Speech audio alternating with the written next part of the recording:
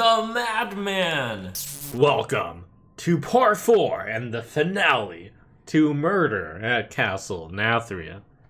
The murder investigation was now leading Sherlock Holmes into some very dark places, and perhaps even into danger. The vault certainly was not for the faint of heart, but perhaps it would yield its secrets to the greatest detective of all. I was here when the incident occurred. Blarf girl! Blap! Murgle! Blarbeck Murgle? To protect the relics, of course.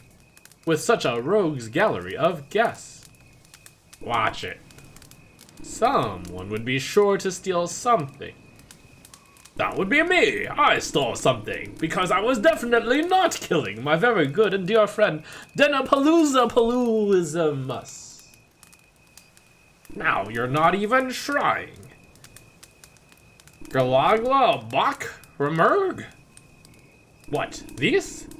It's the relic of extinction. Someone had dropped it? Oh, alright. I was trying to steal it. Murgle Glub Blub Pack Murgle Krish Clack.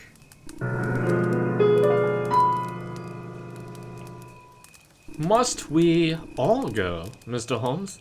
I hear what happens there is painful to witness.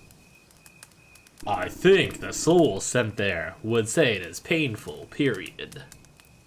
Kel'Thuzad's words were an understatement. Truly, save for the horrific maw itself, the sanguine depths are the darkest place in all the Shadowlands. For it is here the condemned souls suffer and work off the sins of their lives by having their prideful anima extracted. I do not like this place. It is not meant to be liked. It is made to torture, and that was why I was here. I was searching for my husband, Mancrick. I had heard rumors that he was here, and I accepted the invitation to find out. I did not have much time to look for him.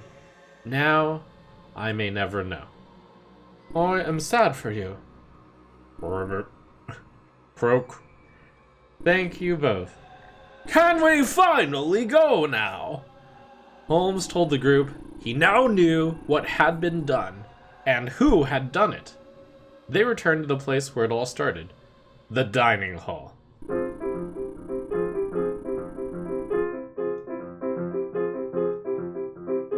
There, standing beside the chalk outline of the felled sire, the great detective explained his reasoning. It had been a rainy night, yet there were no muddy footprints other than those clearly made when everyone had returned. Thank goodness, so all of us who were outside are innocent. Holmes replied that it was possible, but there were still many secret passages in the castle. They were not necessarily in the clear. Deathfang whimpered sadly. Olgra would not have killed Sire Denathrius, Holmes told the guests. She needed him to find the answers she sought about her mate. Thank you for believing me, Mr. Holmes. The love between you and Mancrick was legendary, Olgra. I hope you find your mate one day. I hope the same for you, friend. Ugh, let's get on with this, shall we? We all know that I am entirely innocent of murder, so that leaves Kel'Thuzad, Zymox, and... Stuart? Who, me? No, not Stuart. Holmes announced that he was, at last, certain as to who was responsible for what happened to Sire Denathrius. It was... Murgle! Wait, who was it? I must confess, I haven't understood a single word he's said tonight. Ah, my friends and fiends, would you, too, like to know? Of course you would. You must solve the murder yourself. If you can.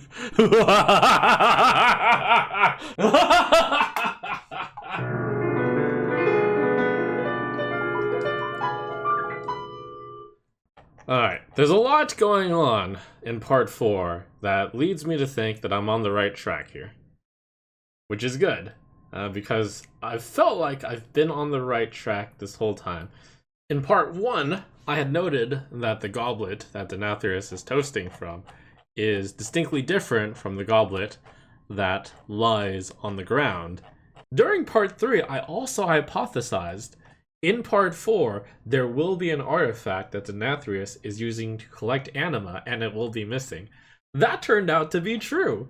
There was an artifact that actually ended up being the murder weapon. I had said like collect anima, but like the relic of extinction. Yeah, that sounds about right. And it will be missing. Well, it was missing, yes. In part 2, I noted that the Sinstone Cemetery is muddy was a big element. And I basically thought, oh, it's gotta be Draka. She doesn't have mud on her boots. Part 3 takes it back to part 1, and that's where people noted that, oh, everyone does have their own individual goblet. And the fact that the goblets are different was actually planned out in the art. And then finally, in part 4, there's a throwback to the mud. The great detective is noting that there were no muddy footprints other than those clearly made when everyone had returned. And also, as you'll note in part 2, Sherlock Holmes was looking at the mud. He did nod to himself or something and said something that only he understood. It's like he nodded and was like, yeah, I think there's a lot of things that point towards Draka here. Now, Draka is of the rogue class.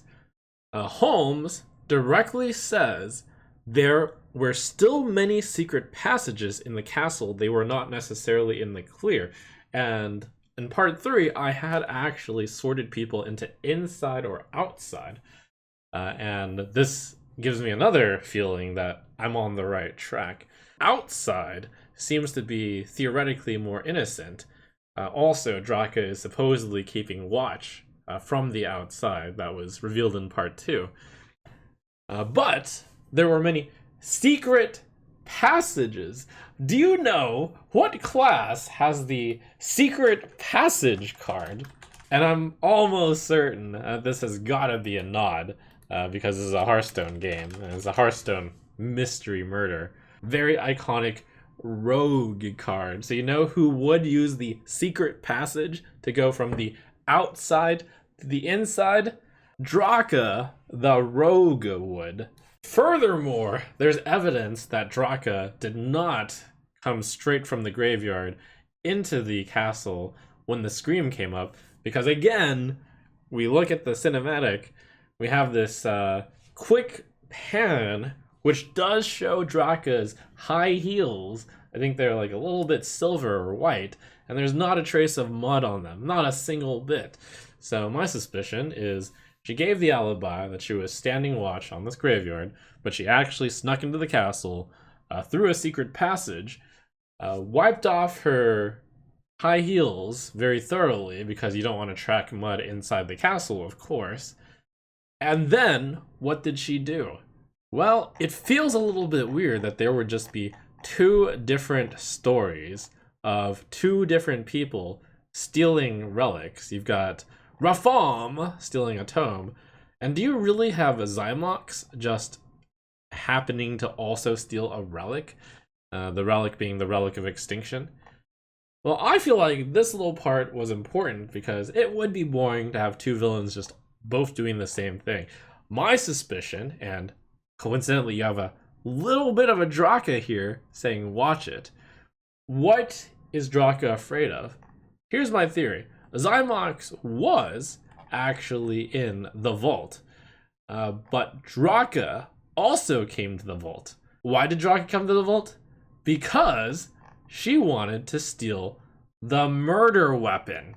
But here's my suspicion. Zymox caught Draka because he was also coming after this thing being the relic of extinction. I believe this is the murder weapon. So as Zymox is explaining what he was doing there, to protect the relics with such a rogues gallery of guests, watch it. Draka is saying, watch yourself, Zymox, don't you dare. You know I killed the Nathria, I'm gonna kill you too. Someone would be sure to steal something, says Zymox. Here's the theory. The reason why Zymox is willing to go along with this is perhaps because Draka was caught taking the relic of extinction out from the vault. But Zymox perhaps brokered a deal where it's like, I'm just gonna stay silent, but hey, I want the Relic of Extinction afterwards. It's win-win.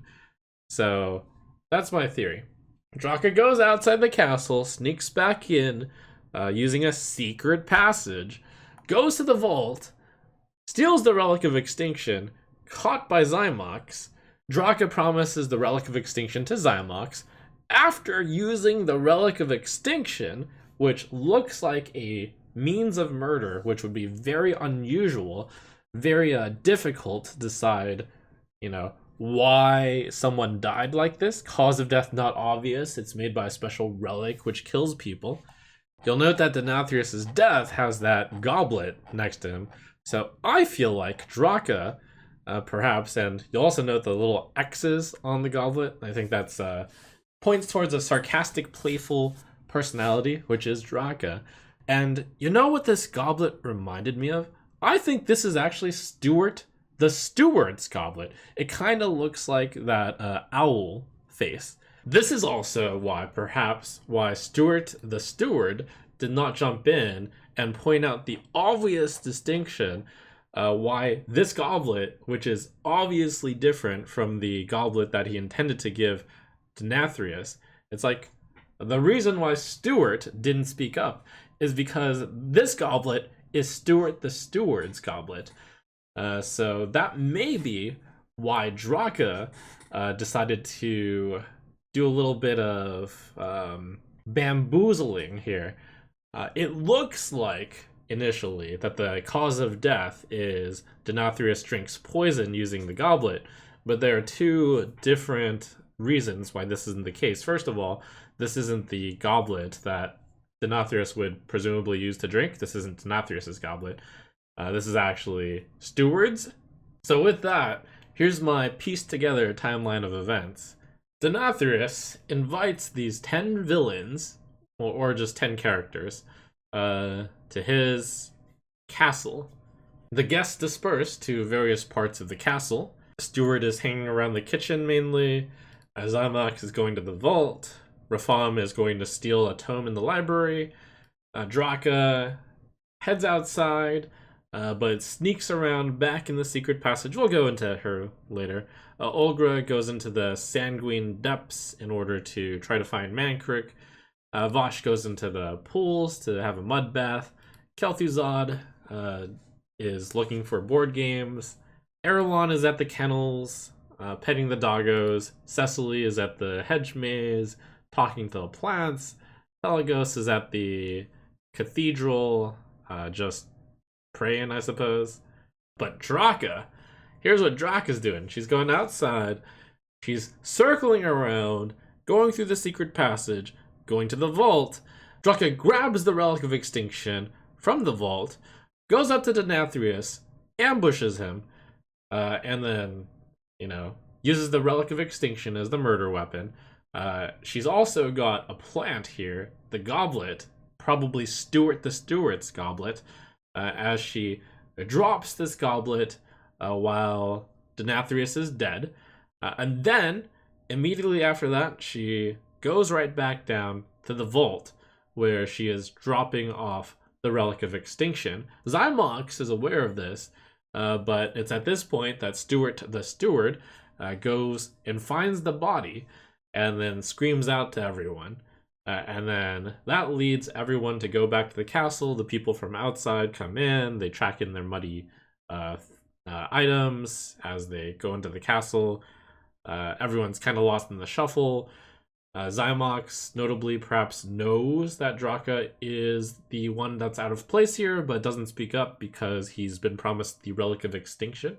His main motivation for coming here is for money and for relics. Of the other people inside, they all have pretty reasonable reasons why they aren't the murderer. Stuart is presumably a loyal servant. It feels like he's been set up because it might be his goblet that is the one that has been planted at Denathrius' body. He is the one who finds the body. He notably has an alibi that he saw Rafam at the library. Zymox, the demon hunter, was at the vault trying to steal the Relic of Extinction. And I do think he's a little bit implicated in that he possibly knows who the murderer is, the murderer being Draka, but chooses to stay quiet because he's actually, been promised this relic of extinction. Rafam is very blatantly stealing a tome from the library, alibi backed up by Stuart, the paladin. Olgra, who Murloc Holmes just plain gives us, is not the murder. Perhaps because we couldn't figure this out unless we had a very specific tone read. So Holmes just tells us, oh, well, of all the other people inside, it's not Olgra. Which leads me to Kel'Thuzad. If I'm missing anything, Kel'Thuzad might be in on this murder a little bit. The reason why I think Kel'Thuzad might be part of the murder is because Kel'Thuzad and Draka are the two guests that we see that are holding wine glasses. It's possible that Kel'Thuzad is involved in this plot somehow, but I don't have any evidence towards why Kel'Thuzad is in. Maybe it's a little bit more complicated in that Olgra takes the Relic of Extinction, gives it to Kel'Thuzad, and Kel'Thuzad is actually the murderer. I have no real reason to go that far, though. So, of all the people inside, Kel'Thuzad is the one that's not necessarily accounted for. He does have this wine glass in his hand, which maybe puts him into having been in the same location as Draka, who also has a wine glass in her hand at some point. Only reason why it's perhaps not Kel'Thuzad is because he is pretty trusted by Nathria, and Kel'Thuzad does seem like a pretty loyal person. So there you have it. It was Draka with the Relic of Extinction in the Great Hall. Why did she do it? It's because either because Denathrius had taken movements towards attacking the House of Spies, or because he was involved in the outright destruction of the House of Eyes. Do you think I have solved the murder at Castle Nathria? Post your own theories. Feel free to elaborate on whether or not I'm mostly right, or I have some of the elements, but not the entire story. That's kind of where I feel I'm at. I'm not 100% sure it's Draka, but I do think Draka is a really big player in this murder.